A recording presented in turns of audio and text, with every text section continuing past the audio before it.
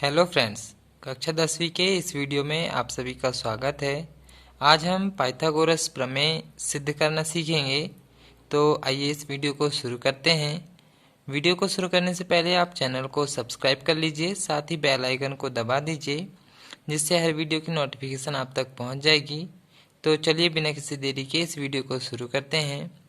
देखेंगे पाइथागोरस प्रमेय को समकोण त्रिभुज प्रमेय भी कहते हैं या बोधायन प्रमेय भी कहते हैं। तो कई बार पेपर में पाइथागोरस प्रमेय की जगह समकोण त्रिभुज प्रमेय सिद्ध कीजिए या इसका कथन लिखिए, ऐसा भी आता है। तो आप लोग इसके तीनों नाम याद रखेंगे। तो अधिकतर पाइथागोरस प्रमेय से ही इसे जानते हैं। तो देखेंगे यहाँ पर प्रमेय मैंने यहाँ कथन लिखा हुआ है। एक समकोण त्रिभुज में कर्ण का वर्ग शेष दो भुजाओं के वर्गों के योग के बराबर होता है। यह है हमारा पाइथागोरस प्रमेय। इसको अब हम सिद्ध करके बताएंगे। तो चलिए देखते हैं। यहाँ पर हम दिया है, हमें एक लिख सकते हैं, एक त्रिभुज जो है समकोण त्रिभुज है। हम यहाँ पे उसका कुछ भी नाम दे सकते हैं। तो हम यहाँ लिख सकते हैं माना या एक समकोण त्रिभुज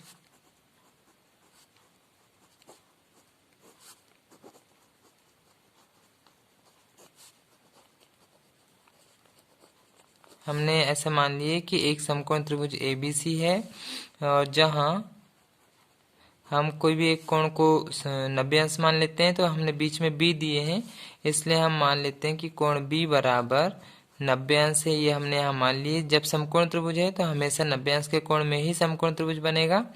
तो ये हमने इतना चीज़ यहाँ पर दिया है, मैं लिख लिए हैं। अब हमें यहाँ पर सिद्ध करना है। यहाँ से स्टार्ट होगा। कर्ण का वर्ग शेष दो भुजाओं के वर्गों के योग के बराबर होता है। तो यहाँ पर हम देखेंगे कर्ण का वर्ग लंब का वर्ग धन आधार का वर्ग, यानी कि कर्ण का जो वर्ग है लंब का वर्ग धन आधार का वर्ग दोनों का योग के बराबर होता है। ये हमें यहाँ पर सिद्ध करना है। यदि हम इसमें चित्र बना लें तो उससे और हम समझ सकते हैं। देख सकते हैं यहाँ पर मैंने एक समकोण त्रिभुज ABC बनाया है, जिसमें जो B है वो समकोण है, और यहाँ पे जो कर्ण होगी ये AC जो भुजा है ये हमारी कर्ण हो जाएगी। तो हम यहाँ पर कर्ण के नीचे लिख सकते हैं AC। तो हम लिख लेते हैं AC का वर्ग बराबर, अब जो यहाँ पर जो AB है ये हमारा लंब हो जाएगा। तो हम यहाँ पर लिख सकते हैं AB का वर्ग धन आधार जो है, यहाँ पर देखेंगे आधार BC है, तो आधार के नीचे लिख सकते हैं हम BC का वर्ग। ये हमें यहाँ पर सिद्ध करना है। तो या तो इस रूप में करेंगे या इस रूप में ये हम सिद्ध कर सकते हैं। तो अब यहाँ पर हमें एक रचना करना पड़ेगा। रचना क्या करेंगे, बिंदु B से AC भुजा पर एक लंब खींचेंगे, तो उसका नाम हम D दे देंगे। देख सकते हैं इस तरह से बिंदु B से हमने एक शीर्ष लंब खींचे हैं, जो यहाँ पर 90 डिग्री का कोण बनेगा। दोनों तरफ 90-90 अंश के कोण बनेंगे। तो इसको हम नाम दे दे रहे हैं D। तो हमने बिंदु B से एक शीर्ष लंब खींचे हैं BD, जो कि AC पर शीर्ष लंब है। तो यहाँ पर हम रचना में लिख सकते हैं अलग से एक। तो यहाँ हम रचना दे दे रहे हैं। रचना में हमने क्या कर रहे हैं, BD लंब खींचे हैं AC भुजा में खींचा। ये हमने एक रचना करे हैं, BD लंब खींचे हैं AC भुजा में। तो अब इसके आगे हम उपपत्ति हल करेंगे। उपपत्ति करने के लिए देखेंगे यहाँ पर दो छोटे त्रिभुज बन रहे हैं। एक ये ऊपर वाला है और एक ये नीचे वाला है। यहाँ पर दो त्रिभुज बन रहे हैं, दोनों त्रिभुज समकोण त्रिभुज हैं। और एक बड़ा त्रिभुज जो ABC है वो भी समकोण त्रिभुज है, वो भी 90-90 अंश के हैं। तो देखेंगे जो बड़ा, यदि हम सिर्फ बड़ा वाला त्रिभुज देखें और वो बिंदु B पर 90 अंश का कोण बन रहा है, और यदि इस तरफ का छोटा वाला कोण देखें जो, तो वो D में बन रहा है 90 अंश का, और इस तरफ में भी देखेंगे तो ये भी D में बन रहा है 90 अंश का। तो जो बड़ा कोण जो B है वो D वाले दोनों कोणों के संगत कोण है, ऐसा मान सकते हैं हम, क्योंकि ये भी 90 अंश का है और ये दोनों भी 90-90 अंश के हैं। तो हम इसको दो पार्ट में इसको प्रूव करेंगे। एक बार हम छोटा वाला त्रिभुज लेंगे और एक बार बड़ा वाला त्रिभुज। इसी तरह से एक बार ये छोटा वाला त्रिभुज और एक बार बड़ा वाला त्रिभुज, ऐसे दो पार्ट में इसको लेकर दोनों त्रिभुजों को समरूप सिद्ध करेंगे। उससे हम ये वाला जो सिद्ध करना है वो आ जाएगा। तो हम यहाँ पर इसको बीच से दो खंड कर लेते हैं, उसको एक ही बार में दोनों त्रिभुजों को हम समरूप सिद्ध कर सकते हैं। तो देख सकते हैं इस तरह से मैंने यहाँ पे दो खंड कर लिया है। तो यहाँ पर हम इस तरफ में लेंगे, जैसे सबसे पहले तो एक बड़ा वाला त्रिभुज तो लेना ही है और एक इसमें छोटा वाला त्रिभुज लेना है। तो मान के चलो मैं एक सबसे बड़ा वाला त्रिभुज ले रहा हूँ, यहाँ पे ए बी सी, ये हमारा यहाँ पे बड़ा वाला त्रिभुज है। तो यहाँ पर त्रिभुज ए बी सी और ये बड़ा वाला त्रिभुज हो गया, जिसमें बी जो है 90 अंश का कोण है। अब हमें इसमें छोटा वाला अभी ऊपर वाला त्रिभुज ले देख रहे हैं, तो इसमें जो डी है ये 90 अंश का कोण है। अभी हमने बी वाले को 90 अंश के कोण को बीच में रखे हैं, तो अब इस बार हम डी को भी बीच में रखेंगे। तो हम इसका नाम ए से स्टार्ट कर ले रहे हैं, ए डी बी, इस तरह से नाम हो जाएगा इसका। तो त्रिभुज ए डी बी, इस तरह से ये दो त्रिभुजों को हम समरूप सिद्ध करेंगे। इसी तरह से हम अब एक बार ये छोटा वाला त्रिभुज लेंगे, इसको भी हम लेंगे। तो पहले इसमें भी इसी तरह से एक बड़ा त्रिभुज लेते हैं, त्रिभुज ए बी सी, जहां पर बी 90 अंश का कोण है। तो वैसे इस तरफ में देखेंगे डी में 90 अंश का कोण बन रहा है, तो इसको बीच में रखेंगे। तो या तो सी से चालू कर सकते हैं या तो बी से, तो हम यहाँ बी से चालू कर ले रहे हैं। तो इसको नाम दे रहे हैं हम और त्रिभुज बी डी सी। तो ये हो जाएगा बी डी सी। यहाँ पर डी वाला 90 अंश का कोण बनेगा, तो इसको हम बीच में रखे हैं। यहाँ पे बी वाला 90 अंश का है, इसलिए हमने इसको बीच में रखे हैं। यहाँ दो पार्ट में हम इसको दोनों को समरूप सिद्ध करेंगे, उससे हमें दो समीकरण मिलेंगे। तो दोनों से यदि हम हल करके देखेंगे तो ये जो सिद्ध करना है वो आ जाएगा। तो अब तो इजीली आप कर सकते हैं, यहाँ पे कोई भी दो कोण लेकर इसको हम समरूप सिद्ध कर सकते हैं। तो देखेंगे जो कोण बी है इसमें ये 90 अंश का है, और इसमें जो कोण डी है ये 90 अंश का है। तो यहाँ पे एक कोण तो यही वाला हम ले सकते हैं। तो देखेंगे कोण बी वाला जो है इसका हम पूरा नाम दे सकते हैं, ए बी सी बराबर कोण ए डी बी। देखेंगे दोनों 90-90 अंश के कोण हैं, तो यहाँ पर हम कोष्टक में 90 अंश लिख सकते हैं। और एक और कोण अपने इससे दे सकते हैं, तो जैसे कि देखेंगे यहाँ पर ए वाला और यहाँ पर भी ए है। यदि ए कोण ये बड़े वाले त्रिभुज में ए वाला कोण देखेंगे, तो छोटे वाले त्रिभुज में भी ए कोण यहाँ पर देखेंगे उभयनिष्ठ आ रहा है। ए यहाँ पर भी, ए यहाँ पर भी आ रहा है, तो दोनों जगह ए उभयनिष्ठ है। तो कोण ए दोनों जगह उभयनिष्ठ हो जाएगा। तो चाहो तो शॉर्ट में कोण ए लिख सकते हैं, कोण ए के बराबर में कोण ए, और यहाँ कोष्टक में उभयनिष्ठ लिख सकते हैं। तो दो कोण हमारे आ चुके हैं। तो दो कोण से यहाँ पर हमारे पास नियम है, ए समरूपता से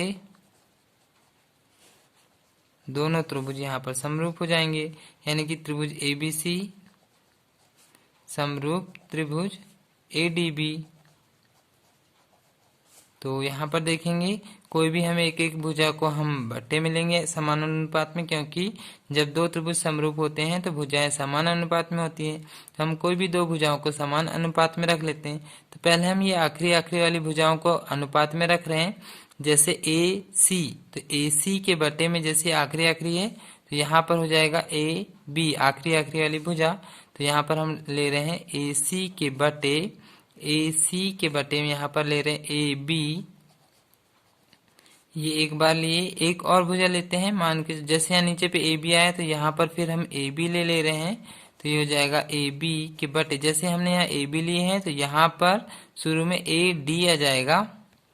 तो यहाँ पर हम ए डी यहाँ रख ले रहे हैं। तो यहाँ से देखेंगे इसको हम दे रहे हैं, या यहाँ से हम देखेंगे यहाँ से ए बी का इस तरह पक्षांतर कर देंगे और ए सी और ये ए डी का इधर पक्षांतर कर देंगे, मतलब तिर्यक गुणा कर दे रहे हैं। तो ए सी की तरफ जाएगा ये ए डी, तो ये हो जाएगा ए सी गुणा ए डी, यहाँ हो जाएगा बराबर, ये ए डी गया ए सी की तरफ गुणा में और ये ए बी जाएगा ये ए बी की तरफ गुणा में। तो ए बी और ए बी सेम है तो इन दोनों का गुणा हो जाएगा। तो यहाँ पर देखेंगे जब समान संख्या का गुणा करते हैं तो उसमें घात 2 लग जाता है, यानी कि ए बी और ए बी का गुणा करेंगे तो ए बी की घात 2 हो जाएगा। हम इसको दे रहे हैं समीकरण 1। जिस तरह से हमने सेम यहाँ पे पहले समरूप करे हैं और ऐसे भुजाओं को समान अनुपात में रखें, सेम ऐसे इस तरफ भी हम इसी तरह से करेंगे। तो इस तरफ में भी देखेंगे एक बड़ा वाला त्रिभुज है एबीसी और एक छोटा त्रिभुज है बीडीसी, इसमें भी हम संगत कोण पहचानेंगे। तो देखेंगे यहाँ पर भी ये बी वाला जो है समकोण है और यहाँ पर डी वाला समकोण है, तो इसका नाम हम इसी तरह से देंगे, कोण ए बी सी बराबर कोण BDC। देखेंगे बी और डी को हमने बीच में लिए क्योंकि ये 90-90 अंश के हैं या समकोण है, ऐसा बाजू में कोष्टक में दे सकते हैं। एक और कोण देखेंगे यहाँ पर C आ रहा है, यहाँ पर भी C आ रहा है, तो कोण C के बराबर में कोण C दोनों जगह समान है, इसलिए हम यहाँ पर उभयनिष्ठ लिख सकते हैं। ये उभयनिष्ठ हो गया। तो देखेंगे दो कोण वाला नियम यहाँ पर लग चुका है, यानी कि ए समरूपता से दोनों त्रिभुज यहाँ पर समरूप हो जाएंगे, यानी कि ABC समरूप त्रिभुज। एक और है BDC। तो ये दो त्रिभुज समरूप हो गए। जब दोनों त्रिभुज समरूप हो जाएंगे तो भुजाएं यहाँ पर हम समान अनुपात में रखेंगे। तो जैसे लास्ट वाली भुजा रखेंगे, तो जैसे ए लास्ट वाली AC को यदि हम रख रहे हैं तो AC के बटे, जैसे यहाँ AC लिए तो यहाँ पे हो जाएगा BC, ये हो जाएगा BC भुजा बटे में आ जाएगी, बराबर सेम ऐसे ही अब हम यहाँ पे जैसे यहाँ नीचे पे BC आया तो यहाँ पर भी हम BC ले रहे हैं ऊपर पे, तो ये हो जाएगा BC के बटे, तो यहाँ पे जैसे BC लिए हैं तो यहाँ पे DC आ जाएगा, या तो फिर CD भी लिख सकते हैं। तो हम यहाँ पे मान के चलो DC ही ले रहे हैं, तो ये हो जाएगा DC। अब यहाँ पे हम क्रॉस गुणा कर दे रहे हैं, AC और ये DC का गुणा कर देंगे और BC और ये BC का यहाँ पर गुणा करेंगे, तो ये हो जाएगा AC गुणा ये हो जाएगा DC, फिर बराबर BC और BC का गुणा करेंगे तो यहाँ पर BC में वर्ग लग जाएगा। तो ये हो गया हमारा समीकरण 2। अब हम समीकरण 1 और समीकरण देखेंगे, यहाँ तक हमने सेम टाइप से करे हैं। अब ये समीकरण 1 और समीकरण 2 दोनों को हम यहाँ पर जोड़ देंगे।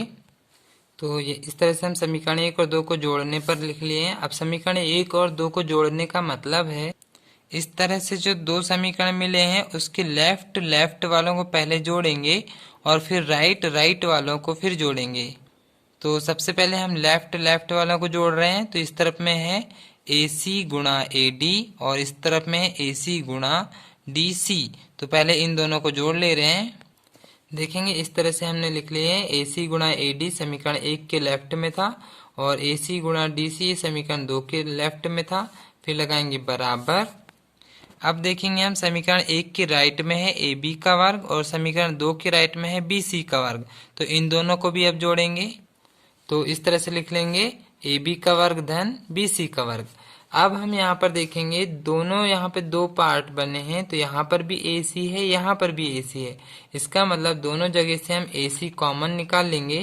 तो यहाँ AC हम कॉमन निकाल रहे हैं, यहाँ बचेगा AD प्लस और यहाँ बचेगा DC। यहाँ से भी हमने AC बाहर निकाल ली, यहाँ से भी AC, तो यहाँ पर बच रहा है AD प्लस DC। इस तरफ में आ रहा है AB का वर्ग प्लस BC का वर्ग। अब यहाँ पर AD प्लस DC जो है इसको हम चित्र में देखेंगे, तो यहाँ से देख सकते हैं ये है AD और ये है DC।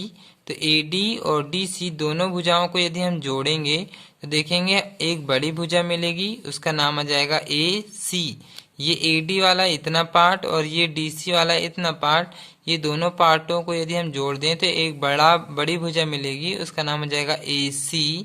तो इसी तरह से हम लिखेंगे, तो ये AC तो ऐसा ही रहेगा और यहाँ कोष्टक लगा है, मतलब यहाँ पर गुणा है, और AD और DC को जब जोड़ेंगे तो यहाँ पर AC ही मिलेगा, बराबर इस तरफ में तो ये ऐसे ही रहेगा AB का वर्ग प्लस BC का वर्ग। देखेंगे AC और ये AC और AC का गुणा करेंगे तो ये हो जाएगा AC का वर्ग बराबर AB का वर्ग धन BC का वर्ग। देख सकते हैं ये AC का वर्ग बराबर AB का वर्ग धन BC का वर्ग। ये हमने सिद्ध करना है, हमें लिखे हुए हैं, यही हमें यहाँ पर सिद्ध करना था। तो ये हमारा सिद्ध करना है का आ चुका है, मतलब हमारा क्वेश्चन समाप्त हो चुका है। तो ये पाइथागोरस प्रमेय यहाँ पे हो चुका है। तो इस वीडियो को पूरा देखने के लिए आप सभी का धन्यवाद।